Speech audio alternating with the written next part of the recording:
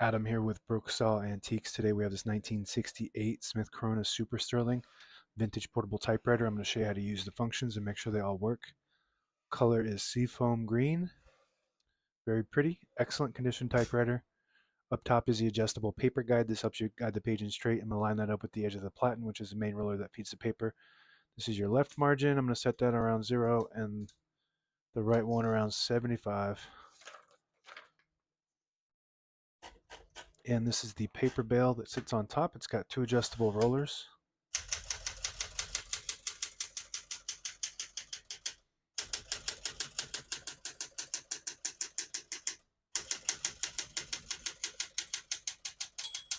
Once you hear the bell, you're at the end of the margin. Hit this line space, get you back to the beginning. It skips 1, 2, or 3. Right now we have it on single, but if you want double, just flip that switch back. It skips 2. One more, it skips 3. We're going to keep that on single for now and finish typing. As you can see, all the keys type nice and none of them skip or stick. I'll type a sentence in red on the next line and switch from black to red. There's a switch on the right side here. Flip that all the way down. It prints the bottom portion of the ribbon when you have it in the middle. Sometimes that can be a little... There we go.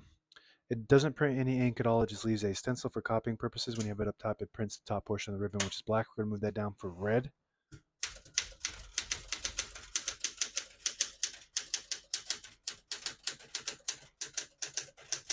Absolutely beautiful. Pleasure to type on. Almost, you get that euphoric feeling when you type on this, almost like a Hermes 3000. Print looks perfect. Excellent condition all the way around, cosmetic and functioning. One of my favorite reliable typewriters. It's a little louder than most typewriters. It's about as loud as it gets with typewriters, to be honest with you. But it's super easy and pleasant to type on. Reliable daily typer.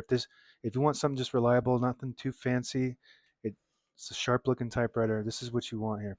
To pull the page out easy, there's a switch on the right side. Flip it forward, unlocks the rollers underneath the platen, allowing you to pull the page out easier, load thicker paper like carbon copy or cardstock. Make sure you flip that back before you load the next page or else it won't load correctly.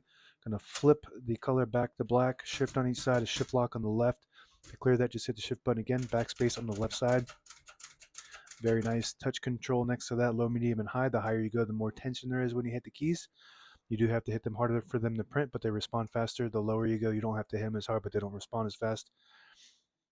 Tab on the right side. Right now we have tabs set on 10 space intervals, so I'm just going to go to each one of them by hitting the tab button and then just hitting clear, which is the CL button right next to it. Fast action tab set and clear, because you can do it with one hand if you want.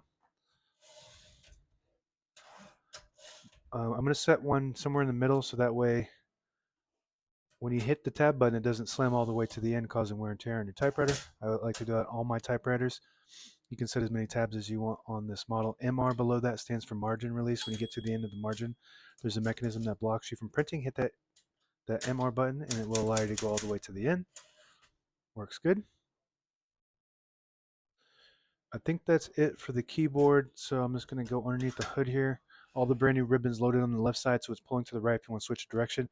There's a little switch behind the left spool. You just flip that back and it will pull counterclockwise to the left. You flip it up